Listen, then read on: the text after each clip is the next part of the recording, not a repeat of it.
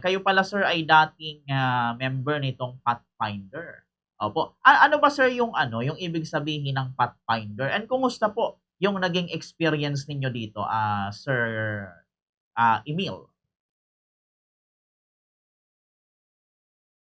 First and foremost po, yung Pathfinder po is para rin siyang Boy Scout of the Philippines. So, kasi doon sa school ko dati, wala kaming Boy Scout.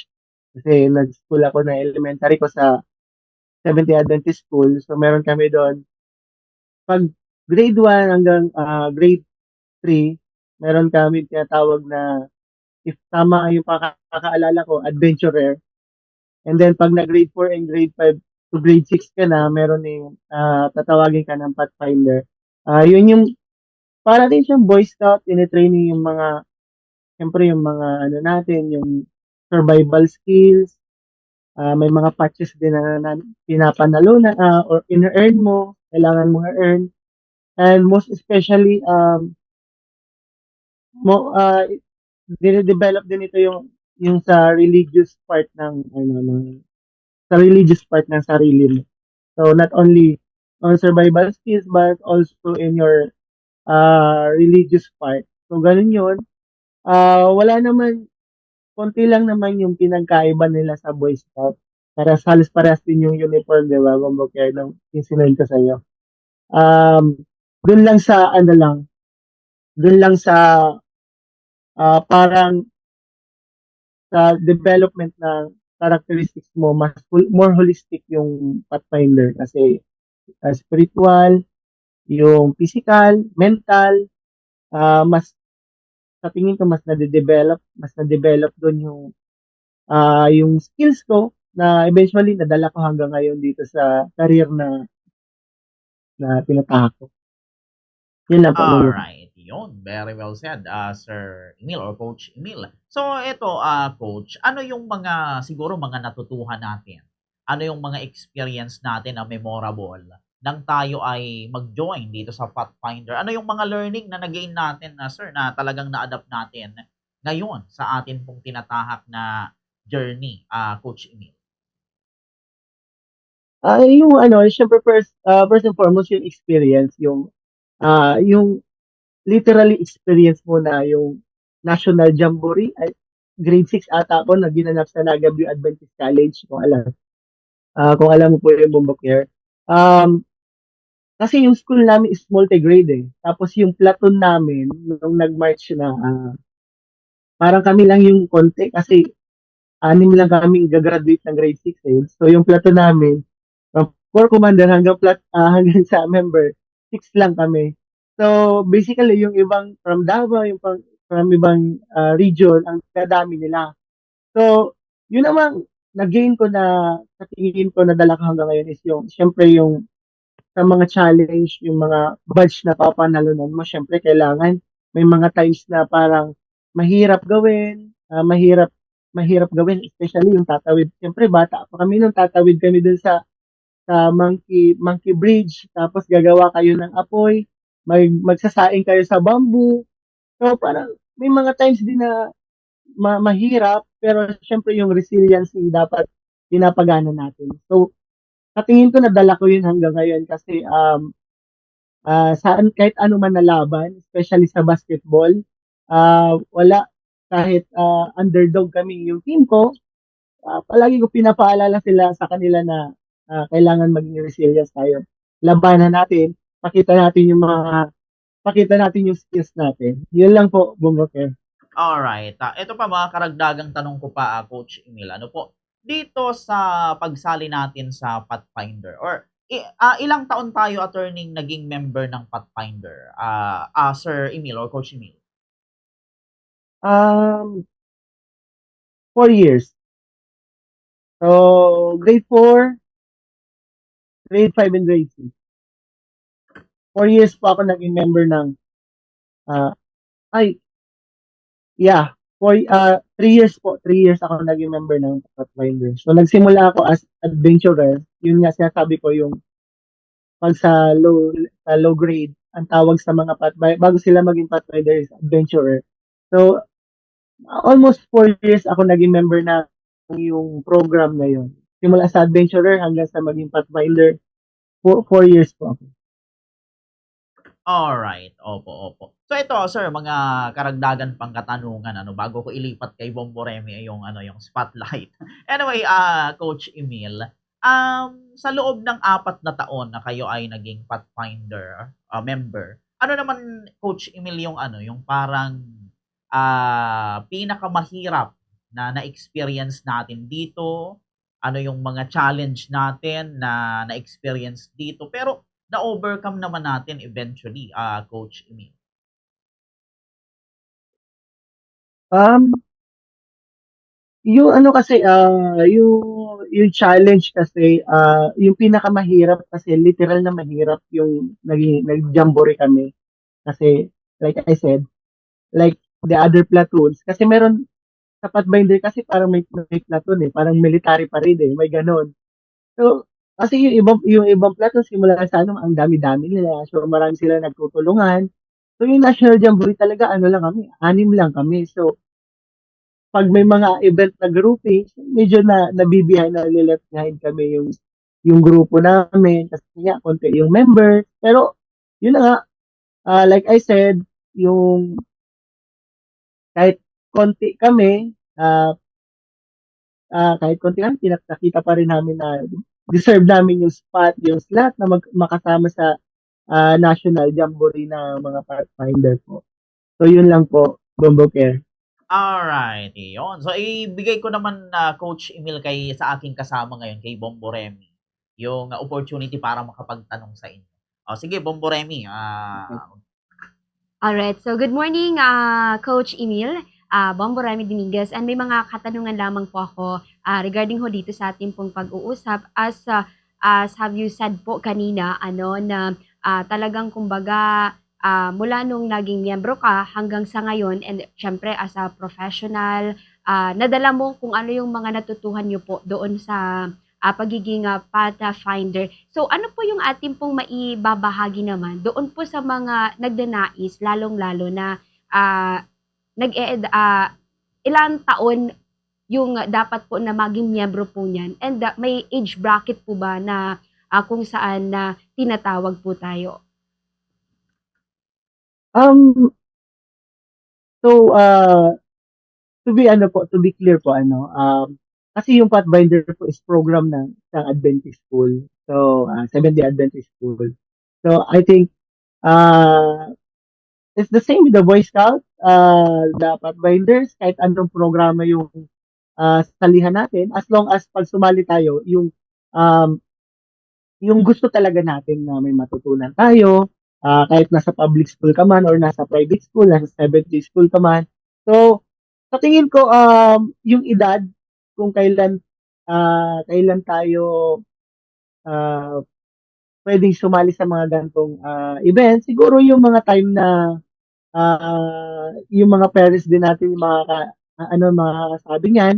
Kasi sometimes may mga bata pa, 'di ba? Pero mas ideal na edad is siguro mga grade 4 to grade 4, simula grade 4 kasi medyo yung may ano na tayo sa ano natin, may muwang na tayo sa mundo sa edad na 'yan. And then also mayroon na rin tayong mga kayang gawin kasi yung sa bata pa kailangan pa ng sa tingin ko kailangan pa ng masyado ng konting guidance with the parents. Pero yung sa tingin ko talaga ideal na edad is siguro mga grade 4, simula grade 4 hanggang grade 6. And then kung ano man yung mga matutunan natin, make sure na dadalhin natin along the way sa buhay natin, wag lang dun sa masabi lang na sumali tayo. So, kailangan kung matutunan natin to, i-apply natin sa ibang senaryo ng buhay. Yun lang po. Alright po. So, nagkaroon ano ng kalinawan, lalong-lalo na sir, kumbaga yung ganito pong uri ho ng group ng Adventist Church na kung saan ganito ho yung kumbaga yung nagiging goal na kung saan yung ating pong mga ah, kabataan, siyempre kailangan talaga ng mga ganito po nga po puwede pong makatulong naman na when it comes dun sa mga iba't ibang mga kumbaga po puwede po na magamit ano in reality. Pero sir, kung sa mga ganito po nga ating pong mga uusap, ngayon po nakikita po ba natin na yung mga other member, aside from you po, yung iba, nakikitaan pa po ba natin na talagang nadala po nila, particularly yung mga natutuhan po nila sa pagiging miyembro po as a Pathfinder po? Ah, siguro example ko na rin yung mga batchmate ko. So, yung mga batchmate ko, yung mga classmate ko no grade 5, grade 6, shoutout sa kanila. So, sa tingin ko, kita pa rin naman kasi may mga kanya-kanya na rin kami, may mga kanya-kanya rin kami yung professions. Yung iba, kagaya ko rin teacher, yung iba, dentist na, yung iba, nasa abroad na, yung iba, police na. So, parang sa tingin ko, naka-epekto rin naman sa kanila. Nadala rin naman nila na yung mga natutunan namin doon, hindi lang ako, um, siguro sila rin, nadala rin nila yung mga natutunan nila doon. Naging nagamit na nila sa mga professions nila ngayon, nagagamit nila ngayon. And then, yung mga natutunan nila is sinasapuso pa rin nila yun. Yun lang po. Alright, iyon. So ito, mabalik na sa akin, Coach Emil, ano po. So ito, mga karagdagan Yes. ko na lang, mga ipahabol ko na lang, Coach, ng mga katanungan. Ngayon ba, Coach, meron pa rin bang ano, Pathfinder? And paano ba makasali dyan, Coach? Kung yung mga nagbabalak na sumali o mentor dito, ano yung mga kailangan, Coach Emil? Ah, Opo, meron pa. Like I said po, it's a school program of Adventist school po.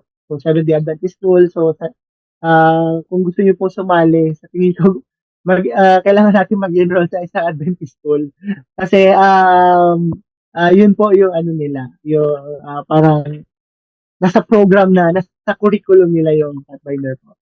Opo, yun. O ito, Coach, maisali ko na rin, palibhasa kayo pala po ay isa ring basketball coach or dito sa larangan po ng basketball. Kumusta po ba yung mga kaganapan, Coach, ng atin namang mga ng atin pong team ngayong taon? Ano yung mga kaganapan? Ano yung mga aabangan sa inyo? Ano yung mga preparation natin kung sakali? Coach Emil. So, yun na nga. So, as of now, nagpapagaling kasi ako pero, um, eventually, I will be back in the hard court. So yung mga plans ko, ngayong summer kasi mag-anniversary na yung basketball school ko. Magte-third year anniversary na. So, this is my pledge every year na pag-anniversary is magkakaroon ako ng free basketball camp sa sa Calabanga. So, ngayon, mas plan ko na i-extend siya sa ibang municipality. Kasi, uh, last year, almost mga upland area, coastland, mga nasa malalayong lugar sa Calabanga, mga barangay, yung mga pinuntahan namin. And then ngayon, yung plan ko is mas palawakin pa. Siguro, baka, kasi may nakakausap ako ng mga coaches din from other province, like from Albay, baka mag-conduct din doon ng free basketball camp. And then, sa ano naman, yung skills training ko, sa one-on-one skills training, eventually nakapost pa rin kasi nga nagpapagaling tayo ngayon. But kapag gumaling na tayo, sigurado ako yung mga student ko atat na matuto ulit, maturuan ko ulit. And then, yun naman ibang groups na hinahawakan ko. Good luck sa mga games. Sa mga games na upcoming. Uh, Palaging nakasuporta si Coach Hazel. Yan lang po. Alright. Eto sir, mga second to the last question na lang. Para mahikayat din sir, yung mga bata, especially yung mga nag-enroll sa Adventist school na mag-join sa, ito nga, sa Pathfinder. Ano sir ang kagandahan o advantage pagka nakasali ka dito sa Pathfinder, Coach Emil? So, kagandahan, unang-una, syempre marami kang makikilala. Marami kang makikilalang tao, marami kang matututunan na skills. Yung mga skills na napapanood lang sa YouTube. Pagtaing sa kawayan, pagluto ng ulam, paggawa ng yung mga nuts sa tali, di ba? Tapos yung mga yun din pag nag-national jamboree kasi I think if I remember it correctly, every 2 years nagkakaroon ng national jamboree yung mga Adventist schools. So pumupunta sa iba't ibang region. Like nung batch namin, nagkataon na sa Naga View Adventist College yung venue ng national jamboree. So iba-ibang delegation, iba-ibang taong makikilala mo. And then hindi lang pati yung spiritual mo madidevelop. So yun lang po, Bumboker, sa tingin ko na advantage kapag makasali tayo sa mga ganitong programa. Alright, yun. O sige, Coach Emil, bago tayo matapos, siguro kung may nakalimutan akong itanong, meron kayong idagdag doon, Coach, sa ating mga napag-usapan, ibibigay ko sa inyong opportunity, Coach. And syempre, kung meron kayong mga kaganapan in the future, isasagawa next day or next month or next week, pwede nyo, sir, sabihin, invite yung ating mga listeners and viewers, message nyo sa kanila. Sige, Coach, ibigay ko po ulit sa inyo ang linya. So, yun na nga po, sa mga nakakarinig po nito, abang-abangan na lang po tayo sa mga mangyayari sa basketball camp ko. So, malapit na po yung annual free basketball camp natin. So, yung mga details po is ipopost ko na lang sa Facebook page ko na www.cmbc.com, .facebook.com. So, yung mga players, mga na tinuturuan ko, kita-kits tayo soon, pagaling ni Coach. Yun lang po.